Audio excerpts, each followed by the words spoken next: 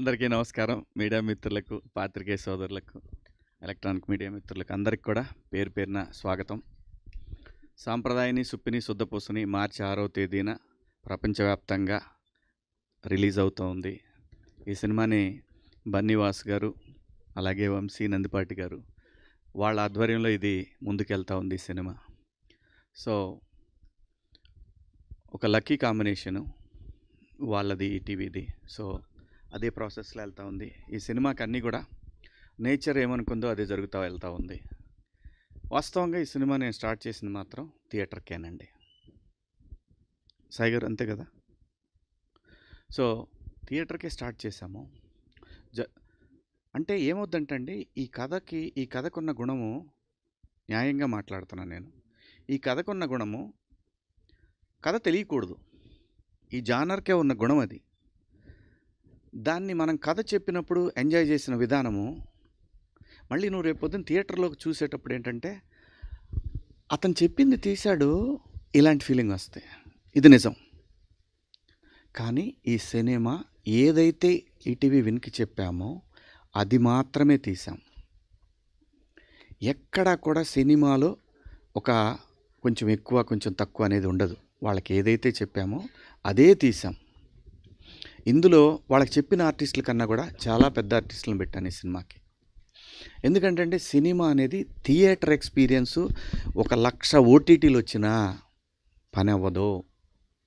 అది సినిమా అనేది కేవలం మన ఎంటర్టైన్మెంట్ అంటే only cinema in theatres only. ఇంకెక్కడ చూసినా కానీ అంత ఆనందం మాత్రం రాదు. అన్నీ మర్చిపోవాలంటే ఓటీటీలో ఏముందండి, సినిమా చూస్తా ఆపి పాజ్ చేసి బయటికి పోవచ్చు, చేయొచ్చు, రావచ్చు, ఏమైనా చేయొచ్చు. పాపం ఆయన అసలు ఏం చెప్పాలో తెలియట్లేదు ఆయనకి. అదేం లేదు, చెప్తామండి, అన్నీ చెప్తాను, క్లియర్గా అన్నీ చెప్తాను నేను. సో ఏమైంది, ఈ కంటెంటు వాళ్ళు ఓటీటీకి ఎందుకు అడిగారనేది నేను దాన్ని కూడా క్లారిఫై చేస్తున్నా. వాళ్ళు చెప్పారు ఆల్రెడీ. ఇంత మంచి కంటెంటు ఒరిజినల్లో ఇంతకుముందు అంటే ఒక 1.5 year నుంచి వాళ్ళు డైరెక్ట్గా ఒరిజినల్స్గా రిలీజ్ చేయలేదు. సినిమా వేసిన థియేటర్ వేస్తున్నారు, దాంట్లో వేస్తున్నారు. ఫ్రెష్ కంటెంట్ వాళ్ళకి కావాలి అనే ఉద్దేశంతో వాళ్ళందరూ టీం అంతా కలిపి నిర్ణయం తీసుకున్నారు. ఒకసారి ఈటీవీ వాళ్ళు నాకు ఏది చెప్పినా ఐఎమ్ ఓకే, లోపల ఏమున్నా సరే ఓకే, ఎథికల్గా నేను అలాగే ఉంటాను. ఈటీవీ కంపెనీ అంటే నేను అలాగే ఉంటాను. 100 కోట్లు పెట్టిన సినిమా అయినా సరే ఓటీటీ అంటే ఓకే సార్ అలాగే అంటాను. సో కాబట్టి దీంట్లో ఎటువంటి ఇది లేదు. ఖచ్చితంగా ఈ సినిమానే కదండి, నేను చిన్నప్పుడు అన్ని సినిమాలు చూసా. భానుచంద్ర గారి, సుమన్ గారి, ఇంకా ఎవరు అసలు ఏ సినిమా వస్తే ఆ సినిమా చూసేవాళ్ళం, జస్ట్ ఎంటర్టైన్మెంట్.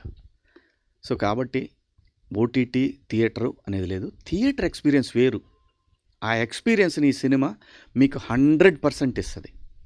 సినిమా ఇది థియేటర్లో వర్కౌట్ అవ్వదు, దీన్ని ఓటీటీ, ఆ ఉద్దేశం అస్సలు లేదండి, ఎవ్వరికి కూడా లేదు. ఉంటే వంశీ గారు, బన్నీవాస్ గారు, ఆయన బన్నీ అంటే అలవాటు అయిపోయింది మాకు. సో ఎందుకు రిస్క్ చేస్తారండి, ఎవరైనా చేయలేరు. వాసు గారు సినిమా చూసి నా చేయి అలా పట్టుకొని పక్క తీసుకెళ్ళారు.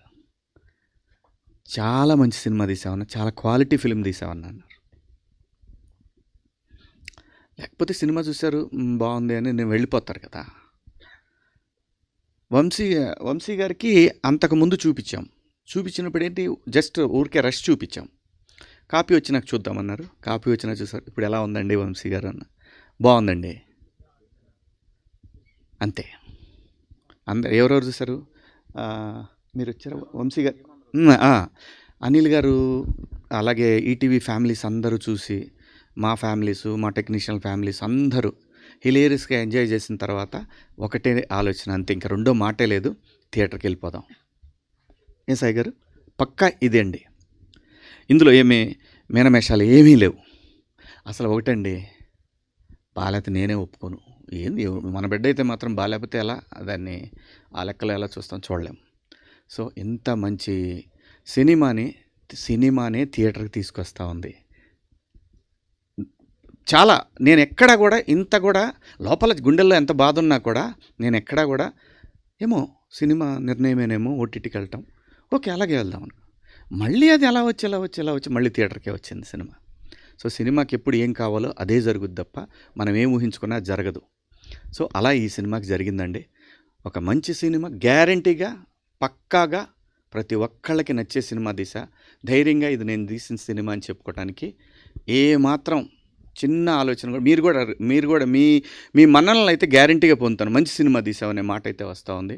సో ఇది ఈ క్రెడిట్ అంతా కూడా పూర్తిగా టోటల్ టీం వర్క్ అండి. ఇది డైరెక్టర్ కావచ్చు, కెమెరామెన్ కావచ్చు, ఎడిటర్ కావచ్చు, అసిస్టెంట్ డైరెక్టర్లు, కెమెరా డిపార్ట్మెంటు, ప్రతి ఒక్కళ్ళు కూడా అండి.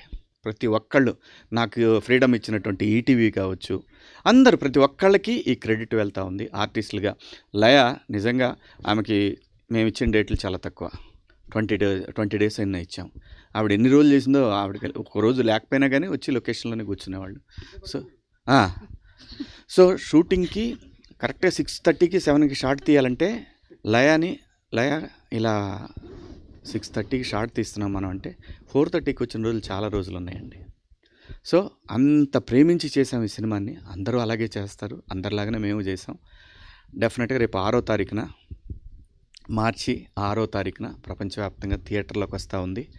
మీ అందరూ దీన్ని ఖచ్చితంగా ఆదరిస్తారని, అలాగే నా తోటి నటినట్లు అందరూ కూడా ప్రతి ఒక్కళ్ళు, ఆలీ అన్న అయితేనేమి, ప్రిన్స్ అయితేనేమి, ఇమ్మాన్యుల్ అయితేనేమి, అలాగే విలన్ శరత్ గారు అయితేనేమి, బెంగళూరు కన్నడ ఆర్టిస్ట్ ఆయన అయితేనేమి, అందరూ ప్రతి ఒక్క ఆర్టిస్టు కూడా డేట్లతో సంబంధం లేకుండా అడిగిన ప్రతిసారి వచ్చారు.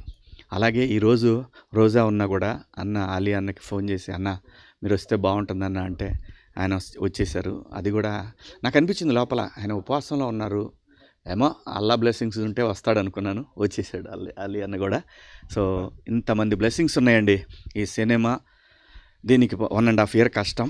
ఖచ్చితంగా రేపు 6వ తారీఖు ఈ కష్టానికి మీ అందరి నుంచి ఒక మంచి అప్రిషియేషన్ వస్తుందని ఆశిస్తూ, మా సినిమాని మీరందరూ థియేటర్లో తప్పక చూస్తారని కోరుకుంటూ, థ్యాంక్ యూ. ఇంకెవరిని మర్చిపోలేదు కదా, థ్యాంక్ యూ సో మచ్. ప్రతి ఒక్కళ్ళకి కూడా నన్ను ఏది అడిగితే అది, ఎప్పుడు కూడా ఒకటే అండి, ఈటీవీ విన్కి నాకు ఏదైతే బాధ్యత అప్పచెప్పారో ప్రతి ఒక్కటి నన్ను వాళ్ళు ఎప్పుడూ అడగలేదు ఏంటి అని. ప్రతి ఒక్కటి ఆర్టిస్టుల విషయం కానివ్వండి, లొకేషన్స్ కానీ ఏదైనా సరే ఒక మెసేజ్ కొట్టి అప్రూవల్ తీసుకొని చేసేవాడిని. ఎందుకంటే నేను అడిగాను వాళ్ళను, ఫస్ట్ కట్ చూపిస్తా సార్, అప్పుడు మీరేం చెప్తే అది చేస్తానని. అది నాకు గౌరవం ఇచ్చినట్టు అయింది, ప్లస్ నాకు అకౌంటబిలిటీ పెరిగింది. అట్ ది సేమ్ టైం ఆ అకౌంటబిలిటీని ఫుల్ఫిల్ చేశాననే నమ్మకం వీళ్ళందరూ చూసి బాగుంది అనేసరికి నేను మెసేజ్ పెట్టాను సాయి గారికి. సాయి గారు, సినిమా అందరికీ నచ్చింది, మీకేం మాట ఇచ్చానో నేను అది చేశాను, నా బాధ్యత ఇంకా నెక్స్ట్ ప్రజల చేతుల్లో ఉంది. ఖచ్చితంగా ఇంతమందికి నచ్చిన సినిమా ప్రజలకు కూడా నచ్చుద్దని ఆశిస్తూ, మా సినిమాని జనంలోకి తీసుకెళ్ళటానికి కారణమైన అనిల్ రావిపూడి గారికి పరోక్షంగా కారణం ఆయనేను, ప్రత్యక్షంగా కూడా ఆయనే కారణం. So thank you Anil, thank you so much. పాత్రికేయ సోదరులందరికీ కూడా థ్యాంక్ యూ సో మచ్ అండి.